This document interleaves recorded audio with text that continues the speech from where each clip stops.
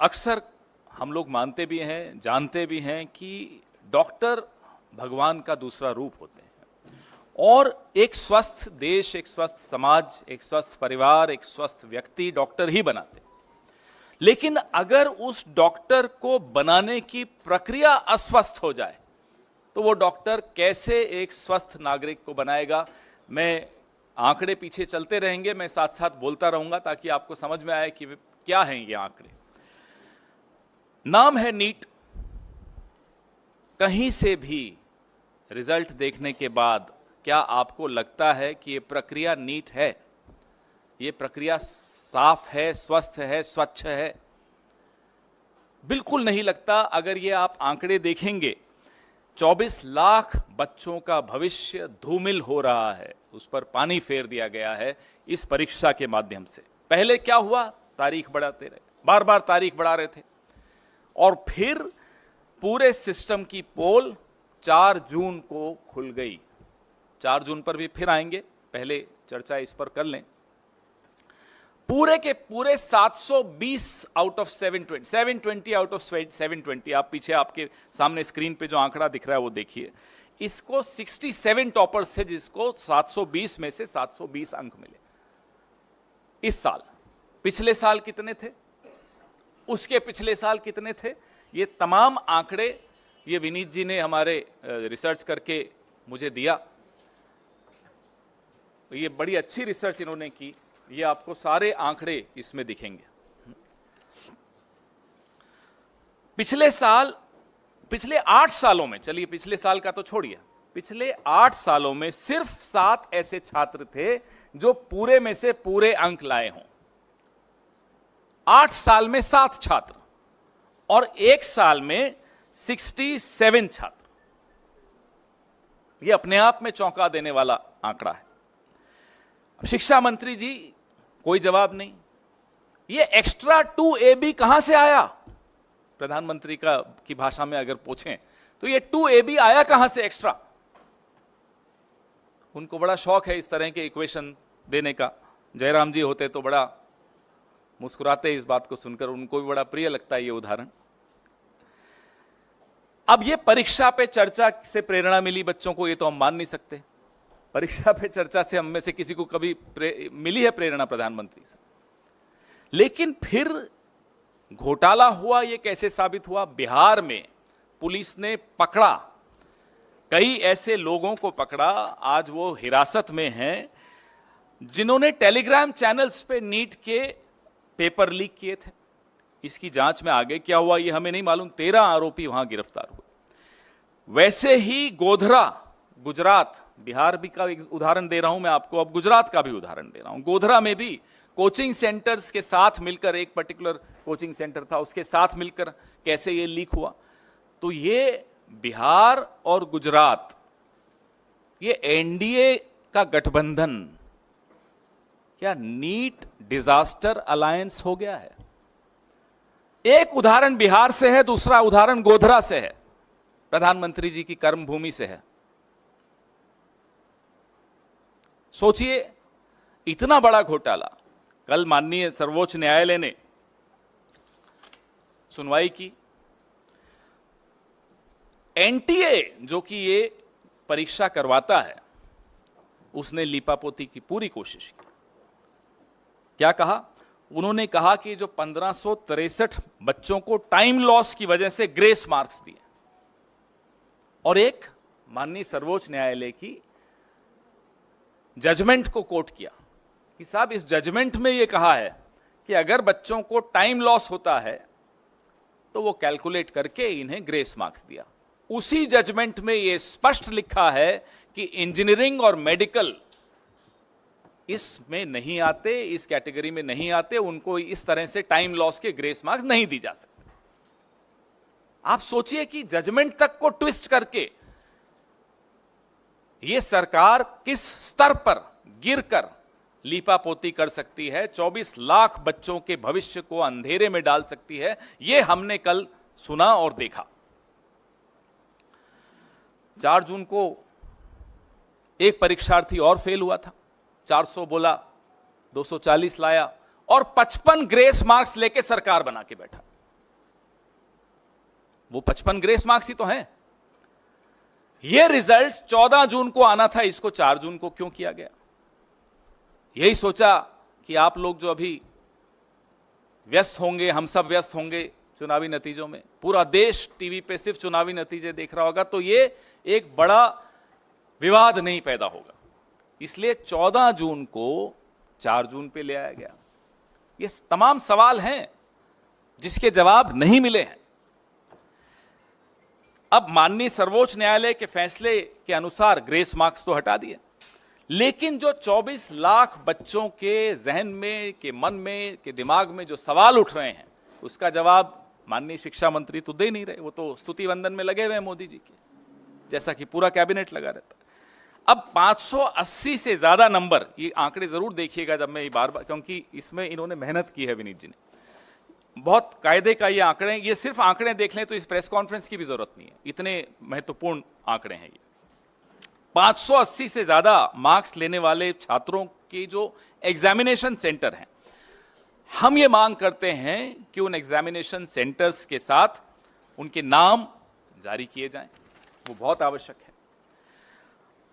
दूसरी हमारी मांग ये है कि जो 12वीं के बोर्ड के मार्क्स का मिलान नीट के टॉपर्स के साथ किया जाए, क्योंकि एक सूचना है कि कुछ ऐसे छात्र हैं जिन्होंने 12वीं भी संघर्ष करके पास की, कोई ज्यादा अच्छे नंबर नहीं लाए, लेकिन नीट में टॉपर हो गए। हम नहीं कह रहे नहीं हो सकते, ऐसे लोग आगे चल के शिक्षा मंत्री और प्रधानमंत्री भी बन सकते हैं, इसमें कोई हमें उसमें नहीं है, लेकिन नीट में इतने मार्क्स ले जाएं, थोड़ी गड़बड़ की आशंका वहां 24 लाख बच्चों के मन में है,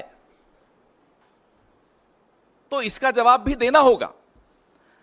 जिस जिस एग्जाम सेंटर पर औसत से ज्यादा हाई मार्क्स वाले परीक्षार्थी हैं, उनकी वीडियो रिकॉर्डिंग भी जारी की जाए, ताकि पता चल सके कि ये एक्स्ट्रा मार्क्स ग्रेस से मिले हैं, डिसग्रेस से मिले हैं, कैसे मिले हैं ये मार्क्स। तो इसकी वीडियो रिकॉर्डिंग भी सामने आए, थोड़ा आवाज प्लीज, इसकी वीडियो रिकॉर्डिंग भी सामने आनी चाहिए। अब इसमें कुछ और महत्वपूर्ण बिंदु, एक सबसे ज्यादा यह है जो इन्होंने ही मुझे सुबह बताया कि एक विंडो खोली गई 2 दिन की, उसमें बच्चों ने ऑप्शन दी कि नहीं मुझे ये नहीं, ये सेंटर चाहिए। बिहार का एक बच्चा गुजरात के सेंटर में एग्जाम देने जाए, वो भी उस विंडो का फायदा उठाते हुए बोले नहीं मुझे ये नहीं, बिहार का सेंटर नहीं चाहिए, गुजरात का सेंटर चाहिए, 1500 किलोमीटर दूर का सेंटर चाहिए। ऐसे कई उदाहरण हैं। हम ये भी मांग करते हैं कि उन तमाम बच्चों की सूची भी सार्वजनिक की जाए जिन्होंने इस विंडो का लाभ उठाते हुए अपने सेंटर्स बदले, और ऐसे बच्चों की भी सूची सामने लाई जाए जो हैं राजस्थान के और जा रहे हैं केरला, उदाहरण दे रहा हूं, एग्जाम देने इतना दूर जा रहे हैं, ना उनके कोचिंग सेंटर के पास है वो सेंटर एग्जाम का, न उनका जहां वो रहते हैं वहां के पास है, तो इतना दूर जाने की क्या आवश्यकता पड़ी। तो कई चीजें निकल कर आएंगी अगर इसका जवाब हमको मिलेगा तो। एक दुर्भाग्य यह भी है कि रेल मंत्री हो, शिक्षा मंत्री हो, गृह मंत्री हो और भगवान के अवतार खुद हो प्रधानमंत्री, कोई अकाउंटेबिलिटी नहीं लेना चाहता। जवाबदेही का जो एक संस्कृति थी इस देश में, वो लाल बहादुर शास्त्री जी की हो, वो माधवराव जी सिंधिया की हो, वो संस्कृति अब आपको बिल्कुल नहीं दिखती। चलिए इस्तीफा आप नहीं दे रहे, यूपीए के शासनकाल में सिर्फ आरोप लगते थे, बाद में झूठे भी साबित हो गए, आरोप लगते थे और इस्तीफा हो जाता था, जवाबदेही थी। आज वो मंत्री मुस्कुराते हुए आरोप हम पर सब पर लगाता है, इस देश के नागरिकों पर लगाता है कि मोटिवेटेड प्रोटेस्ट हो रहा है। थोड़े दिनों में देश विरोधी भी हो जाएंगे ये बच्चे, देख लीजिएगा, इनको राष्ट्र विरोधी कह दिया जाएगा जो प्रोटेस्ट कर रहे हैं। आत्महत्याएं हो रही हैं इन पेपर लीक्स को लेकर, और मंत्री मुस्कुराते हुए कहता है मोटिवेटेड प्रोटेस्ट है। कहां है वो जवाबदेही की संस्कृति? Where is that culture of accountability which we saw in the past Even in the UPA era, I am not going to Mr. Lal Bahadur Shastri and Mr. Madhavrao Sindhya ji. Even in the UPA era, we saw this. Just an accusation. And people would resign. Later, of course, those accusations were proved wrong. Yet, there were resignations, there was accountability, there was a respect for public opinion, there was respect for the media. अब वो कहां है सम्मान media का? वो सम्मान कहां है उन लोगों का जो सवाल पूछते हैं?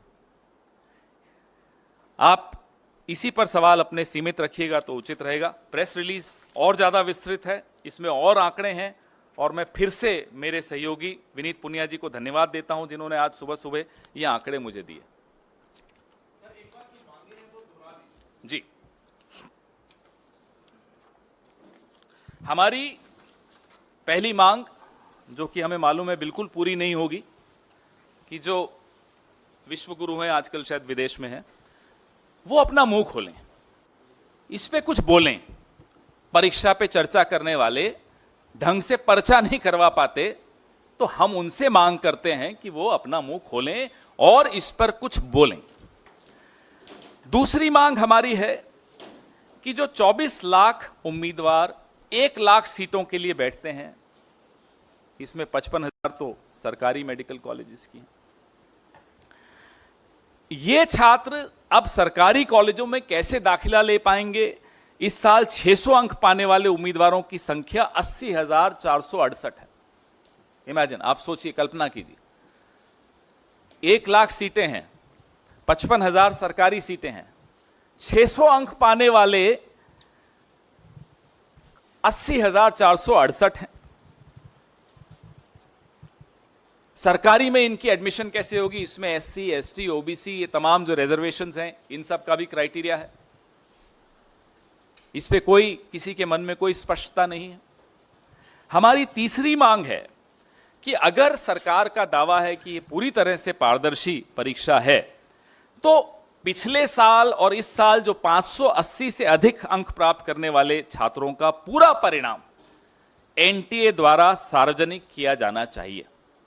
580 से अधिक अंक प्राप्त करने वाले छात्रों के सेंटर्स क्या थे, एग्जामिनेशन सेंटर्स, वो भी सार्वजनिक करने चाहिए, ताकि पता चले कि वो छात्र अपने गृह स्थान से या अपने कोचिंग सेंटर के स्थान से कितना दूर जाकर एग्जाम दिया, और फिर कारण भी हमें जांच करने चाहिए कि क्यों इतना दूर गया। कुछ ऐसे छात्र हैं जो 1500 किलोमीटर दूर जाकर एग्जाम दे रहे हैं, क्यों दे रहे हैं? सेंटर आपके पास में ही है तो भी आप उस सेंटर पे नहीं गए। हमारी चौथी मांग है कि जो बोर्ड के एग्जाम्स हैं, 12वीं के एग्जाम्स विशेष तौर पे, उससे नीट के जो एग्जाम्स में जो अंक बच्चों को मिले हैं उसका मिलान किया जाए। जो टॉपर्स हैं, तथाकथित टॉपर्स जो हैं, उनके अंकों का मिलान बोर्ड के एग्जाम के रिजल्ट से किया जाए। क्योंकि ऐसी रिपोर्ट्स आई हैं कि बोर्ड एग्जाम में बड़ा संघर्ष करके वो पास हो पाए, नीट में टॉप कर गए। हमें आपत्ति नहीं है, कर सकते हैं, मेहनत की होगी, ये भी मान लेते हैं एक बार, लेकिन 67 लोग 720 में से 720 लाते हैं तो सवाल उठते हैं। कुछ सेंटर्स ऐसे हैं जिसमें सबसे ज्यादा ऐसे उदाहरण मिलेंगे आपको। अब गोधरा का मैंने आपको एक एग्जाम्पल दिया, बिहार में पकड़े गए 13 लोग अभी गिरफ्तार किए गए हैं कुछ वक्त पहले। हमारी पांचवी मांग ये है कि जिन सेंटर्स, जो सेंटर्स हाई स्कोरिंग सेंटर्स हैं, उनके वीडियो भी जारी किए जाने चाहिए, ताकि इस घोटाले की पूरी पहचान हो कि जो OMR है, जो भरा गया था OMR, उसका प्रतिरूपण हुआ था या नहीं, ये सच्चाई भी सबके सामने आनी चाहिए। एक जो हमने मांग बार बार दोहराई है, फिर से दोहरा रहे हैं, कि जैसे इलेक्टोरल बॉन्ड्स थे, जब वो सार्वजनिक हुए तो सबको कई सवालों के जवाब मिले। अभी कुछ सवाल बाकी हैं हम सबके दिमाग में, लेकिन फिर भी काफी सवालों के जवाब मिले। फिर एक लिस्ट आई कि ED CBI ने कैसे रेड डाली, और वहां फिर इलेक्टोरल बॉन्ड्स के माध्यम से चंदा गया। ऐसे ही ये तमाम जो हम जानकारियां कह रहे हैं, मांग कर रहे हैं कि सार्वजनिक पटल पे रखी जाएं, ये रखनी चाहिए, ताकि लोगों के मन में 24 लाख कोई छोटा आंकड़ा नहीं होता। 24 लाख बच्चों का भविष्य इसमें जुड़ा हुआ है, देश की स्वास्थ्य व्यवस्था का भविष्य इससे जुड़ा हुआ है। अगर देश की स्वास्थ्य व्यवस्था ही स्वस्थ नहीं होगी, उसकी प्रक्रिया स्वस्थ नहीं होगी, तो हम इस देश को अच्छा स्वास्थ्य कैसे दे पाएंगे?